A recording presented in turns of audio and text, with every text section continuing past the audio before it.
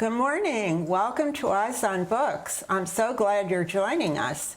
This morning we'll be discussing a new book by Yang-Shi Chu called The Fox Wife. I'm Elaine Schnitter. My host this morning is Tom Nash. We're going to tell you something about the story, and then the author, Yang-Shi Chu, will be joining us for an interview. So I hope you enjoy it. The book is a little bit different. The story is based on folklore, so you kind of have to have a different mindset in reading it. Apparently, in Chinese folklore and fables, foxes are able to transform into human form. And this story involves one who does, and her name is Snow. And Snow is on a quest to find a photographer. And his name is Baektu Nikon, because she's heard that he is responsible for murdering her daughter.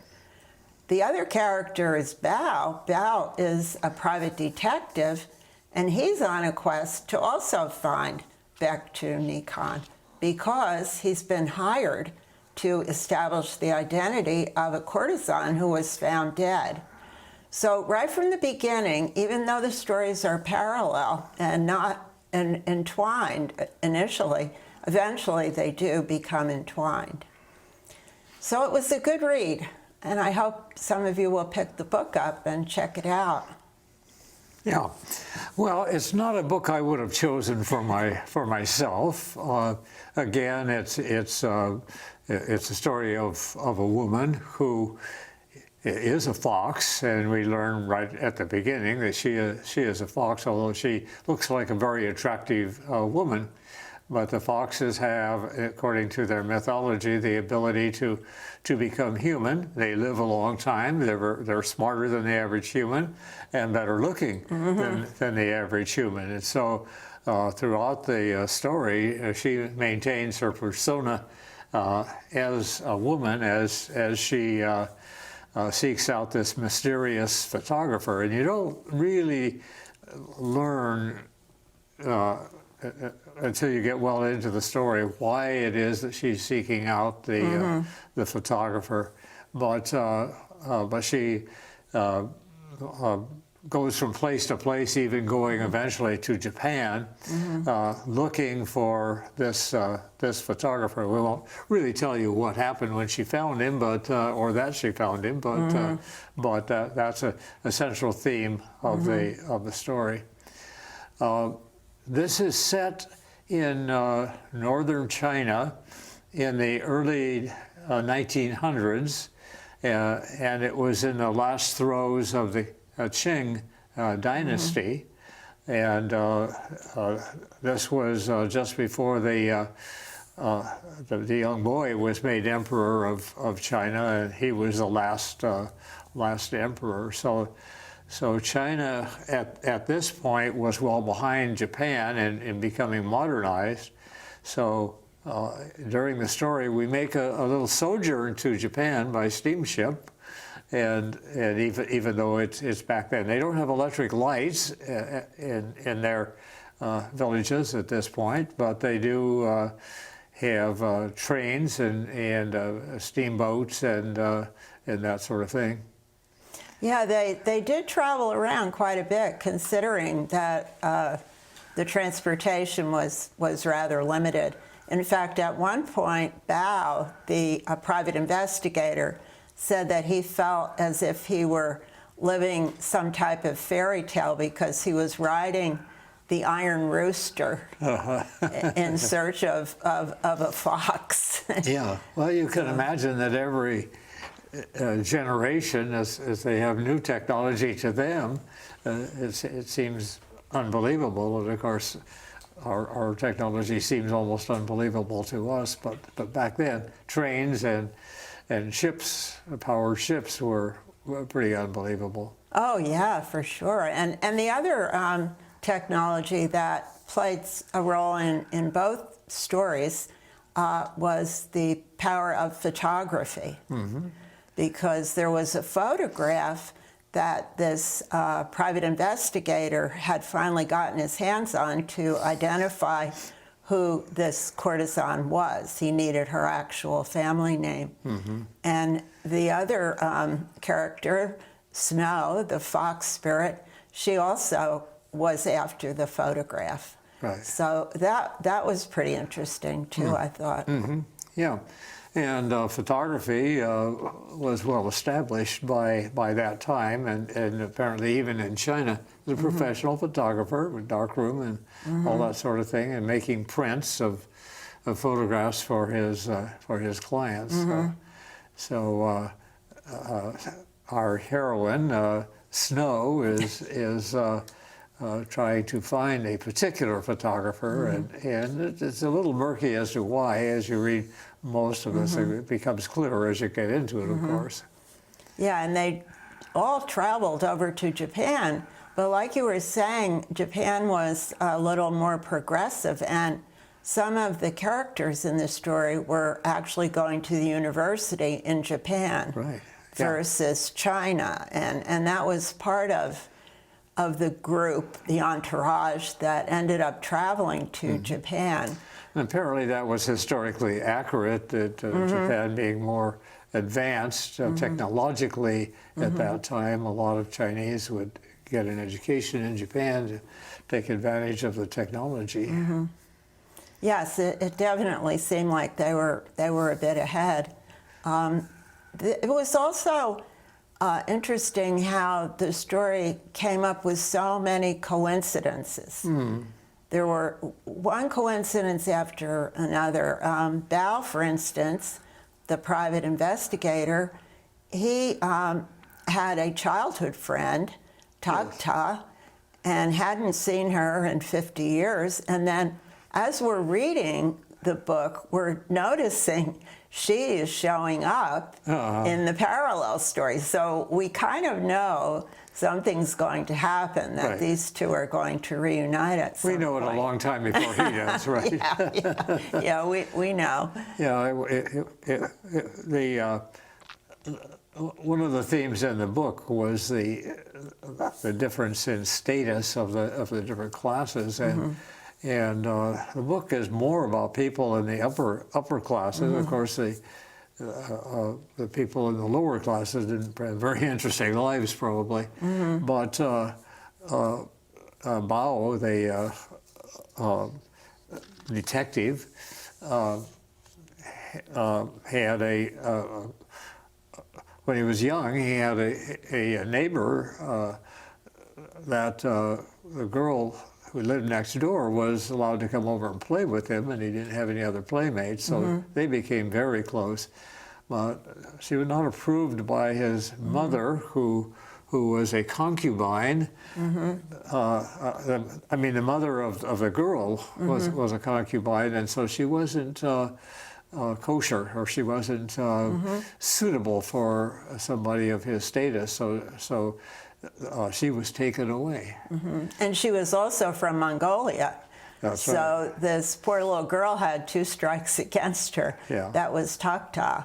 Yeah. But in the story of the children, they also were interested in the fox god, and they would pay homage to this fox god. In fact, Bao's caretaker used to offer offerings to the fox god of food. Yeah. And people thought the foxes had a lot of power, so they would leave food out for the foxes, and they had some godlike characteristics. Yeah. And one other interesting thing about Bao was, for some reason, and it kind of came out later in the book, it may have had to do with this fox god altar that he visited, he was able to tell truth versus lies. Yeah. If he asked someone a question and they answered, he could tell right away if it was true or false. He had a buzzing in his ear. Yeah. that if the person was lying, he would know it. So that was apparently a gift from the fox god to Bao, and he has doesn't really understand it, but he has it all of his life, and that helps him, of course, along the way, because as a detective, very useful to know if a person is lying or not. Yes. Well, we're going to set up our space here to include the author. So we'll be right back with our author, Yangtze Chu. Great.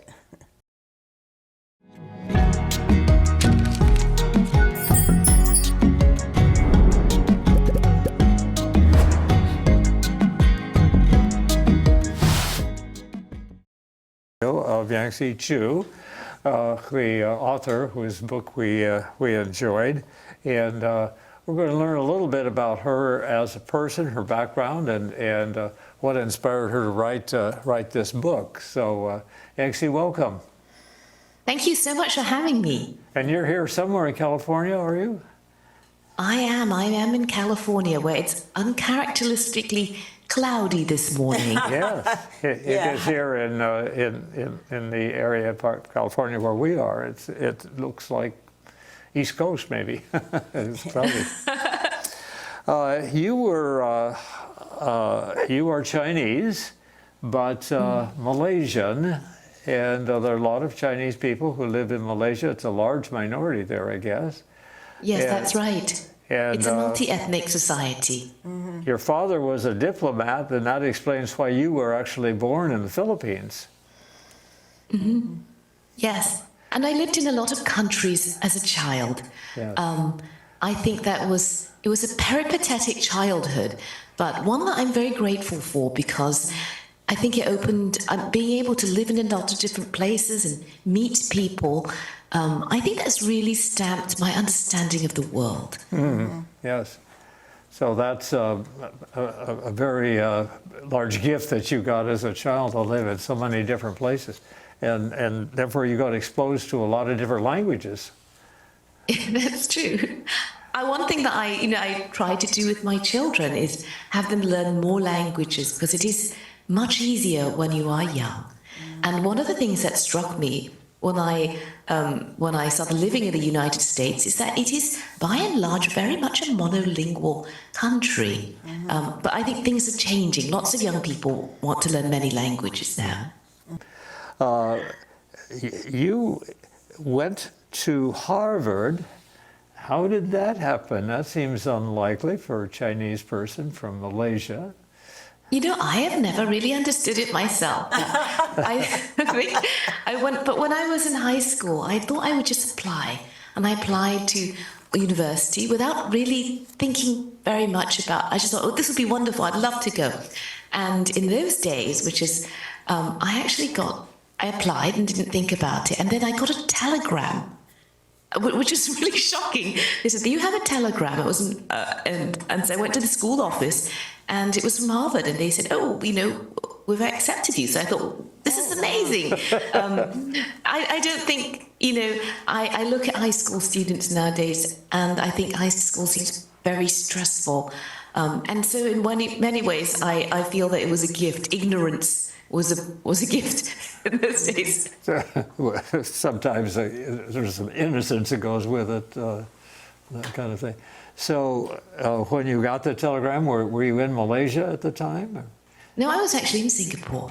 So, in Singapore. Okay. Yes. So it was very thrilling. And I actually don't know why they sent a telegram, because there were things like letters. Later on, they sent a letter as well. But I don't think anyone sends telegrams anymore. I didn't even know they had the apparatus to do such things. When did the interest in writing or your giftedness in writing come to the fore? Have you always been a writer? Well, writing has been a hobby for me. I think first and foremost, I am a reader, as many of you probably are. And I do think that if you love to read, that is the basis of learning how to write. I didn't take many formal writing classes, and actually at Harvard I don't think I took any, other than the one that was required as part of general education. Mm-hmm. But I read a lot of short stories, and I do think that there is this human urge to be creative.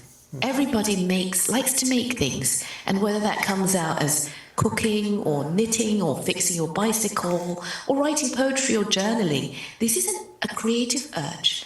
And for me, I wrote for fun. a lot of rather bad short stories. And after I graduated, I got a normal sort of corporate job because I was very concerned about paying off my student loans. But I continued to write in my spare time, and mostly short fiction. So I don't think it was a path that I deliberately chose. I saw it very much as something that I enjoyed doing, that gave me life. I certainly did not expect to be published. Why the fascination with foxes? I'm sure you get asked that question by every interviewer. Well, I have to say that when my editor asked me, like, what's your new book about? I said, it's about foxes. And she said, it's not about talking animals. And I was like, no, I got to explain this to you. So, but if you mentioned that you've lived in Japan, so you might be familiar with foxes as well. But in East Asian literature, in Chinese, Japanese, and Korean literature, the fox as a shapeshifter plays a very large role. Like, most people know about foxes and the fact that they are said to turn themselves into very attractive men and women. And there's a vast body of Chinese literature about it, which I sort of began with. The beginning of the book is what you would call the classic fox story, which happens when there's a knock at the door in the evening and a beautiful woman interrupts you when you're studying for your exams. And so when I was a child, I'd read many stories like this, and I always wondered, why? Why, if you were a fox, would you do this? Why do you meddle with people? And I did wonder, what were their own lives like? So that's how I started writing this novel. It is the mystery and the curiosity of what lies on the other side of the open door at night that made me start this book. Okay. One thing I wanted to compliment you on is the fact that you were the reader for your audio. And that was really enjoyable to hear you reading your story that you had written. And it was great. I do listen to most books, although The Foxwife, I read it and I listened both. But it was very, very enjoyable. Thank you for doing that. Thank you very much. I'm really glad that you enjoyed it. That makes me very happy. But what I was wondering, why did you decide to have a non-human as the narrator, have Fox as the narrator? I think because the stories of foxes in literature are always human, and they are usually from a male point of view. So it's in some ways very patriarchal. The scholar tames the fox by either marrying her, making her his concubine, having her bear sons for him. It is very much a certain kind of power structure, which was historically accurate. But like I thought, what is it like from the point of view of the fox? Why would you submit to this? Would you submit to this? Maybe the people are being bamboozled. And so when I thought about writing the novel, the voice of the fox came to me as I was writing. It's as sort of like talking in my ear and saying, well, this is what we do, blah, blah, blah. And so it was just so amusing that I sort of let it run away with the novel. The other thing I thought about too was when you're writing historical fiction, you're writing about women, the time in which a woman could really travel very much or leave her home, the one time, is usually the bride journey, when she's sent away to be married. And I had written an earlier novel, The Ghost Bride, about someone marrying, actually a marriage to the dead. So it's a whole other story. The pitch for that one is, the Leela, the daughter of an impoverished family, receives a marriage proposal for the son of the wealthiest family in town. And the only problem is he's dead. So it's about the Chinese tradition of ghost marriages.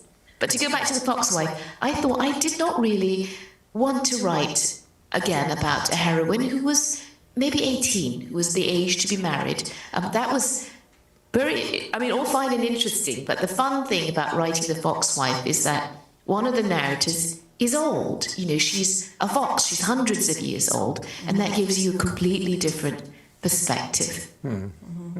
Yeah, it was a great way to read it. And I also really was interested in so many coincidences that came up in the book. Bao and Toctao getting together at some point, and the revolutionary college kids and how they were interacting with one another. And of course, the coincidence of Baektu Nikon and Bao and Snow. That was really intertwined the stories. Mm-hmm. Yeah, the mysterious photographer that she pursues for most of the book, actually, you wonder more and more about what this is all about. Mm-hmm. And so you pique our curiosity, keep feeding it quite effectively, I would say. Yeah. I was wondering why you chose the time frame you did, the end of the Qing dynasty, the early 1900s, basically. Why was that of particular interest to you? Well, there is a Chinese saying that foxes and ghosts appear during times of chaos, when the dynasties change. And of course, you can say this is just folklore. This is also people being able to say, as humans, we are always looking for patterns and to predict things. And so when things happen, they might be like, yeah, there was a comet, and then I knew the revolution would happen. So traditionally, I think black and white foxes have always been seen as omens or portents. And the stories of ghosts and foxes particularly abound when the dynasty falls. So 1908 was a very interesting year, I thought. It was the last year of the Dowager Empress's life. Mm-hmm. She was the one who had been pulling the strings behind the throne for decades. And at that point, I think she'd imprisoned the real emperor. He was under house arrest, and she was still running the country.